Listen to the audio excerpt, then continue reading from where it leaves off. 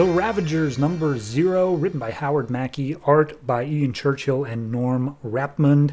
This is kind of an origin story for all the Ravagers, but mostly Beast Boy and Terra. So we open up in a harvest facility. Some young boy is tied up to a big old operating table thing.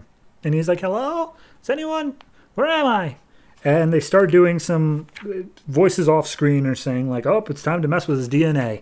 So they hit him with some gamma beam or something like that. And he's like, oh, please stop. I don't feel good. And then he starts morphing into like different animal looking things. And his skin turns red. And wouldn't you know it, this is Garfield. This is Beast Boy. So everyone's like, wow, okay. So what happened there? As we see, it's Harvest and the rest of his evil whatevers. And they're like, seems that his metagene activated when we did that. And he now has a connection to some sort of red energy field. And it's like, cool. Give me more info on that. All right, next one. And they cut to this young blonde girl. Her name is Tara Markov. And instead of doing genetic stuff on her, they're like, hey, what if we just put her into an extremely life or death situation and wait for the metagene to activate naturally? So they put her in a cave and then they trigger a huge rock fall and she's completely buried alive. And then all of a sudden the rocks start moving one at a time and Tara manages to pull herself out. And it's just like, oh, okay. So we can do it that way too. Cool.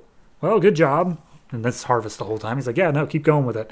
So the next day we see they're still operating on Beast Boy, trying to figure out where his powers come from. They still can't quite tap into the energy field. And then we go to the other ones where we see the twins, Thunder and Lightning, and they have the ability of sound and lightning.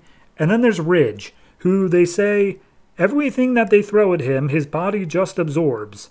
So, yeah. They don't, I don't even know how to...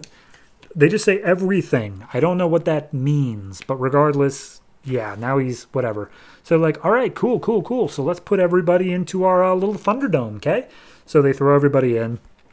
And immediately everyone's like, all right, so are we supposed to stay together? Are we supposed to fight? What's going on? And some of them have some memories. Some of them can't even remember their names. And then we get to Kevin, who is the dude with one eye from the culling. And he's like, man, you guys are all still vaguely human looking, and I'm not anymore. I have one eye, so I don't want any part of anything to do with you. Ridge, you're cool. You can come with. But everyone else, piss off, especially you, Beast Boy. And it's like, why me? I don't want to... What did I do? And it's just like, I heard you crying, and it made me sick. And he just starts beating up Beast Boy, and then Tara steps in, throws some dirt in his eye, and says like, yeah, step off. Like, you better not do that anymore, Kevin. And Kevin's like, psh, this isn't over yet. So then Tara turns back to Beast Boy and says, hey, you need to step it up. You need to actually get something, or else I might be the one to take you out next time. So then we go to, by the way, they're all called Phase 5 recruits. I don't know if that'll come up, but regardless, they go to the pit where they're immediately forced in and are forced to fight, a la Thunderdome. And they're about to drag Beast Boy in, but Tara steps up again, and it's just like, hey, he's not going to put on a good show. Let me in there. I'll show what's up. And it's just like, cool, we're going to put both of you in there. So they toss both of them into the pit, and inside is Kevin, and he's got a cool mechanical upgrade. And they fight, and it seems like Kevin has the upper hand to start. And Beast Boy, he sees her getting beat up, and he's like, no, I have to help. All I've been doing is hiding and running, but now I must fight. And he turns into a giant tiger and jumps down into the pit to defend Tara, taking the name of Beast Boy. I don't know if he was called that before. I doubt it, because he didn't have the powers. But he just says, they call me Beast Boy. So, I don't know. Regardless, they start fighting. A whole bunch of other mutated people show up. The guards are saying hey, anyone who kills both of them gets double rations for lunch. Let's go. So they all start trying to attack, but then Tara unleashes her geokinesis and Beast Boy turns into an elephant. And Harvest watch on. He's like, oh boy, these guys, oh man, if we can just get their power under control, we can use them truly as an element for the Ravagers and for me, Harvest, and the culling and whatnot. And yeah, he basically just leads into oh, once they're ready, once we get some more, the culling will begin. And that's where it leaves off. I don't.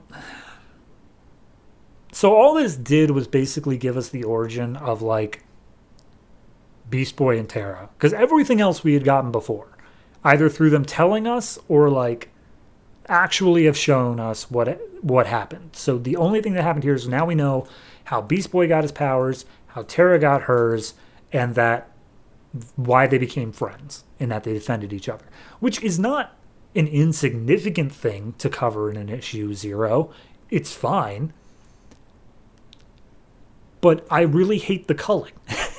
I think that's what it comes down to. Is like, it just keeps reminding me that the culling was, and will always be a thing, and that Harvest is still around, and it just pisses me off. So nothing, I guess, that much against the 0 issue within its own right, but just let Harvest die. I'm begging you, please. I'm so tired of this. So overall, I'm gonna give this a. I don't know. It's not a bad issue, but it's just the implications of it. So I'm going to say 6.5 and leave it at that because I don't need to explain it anymore.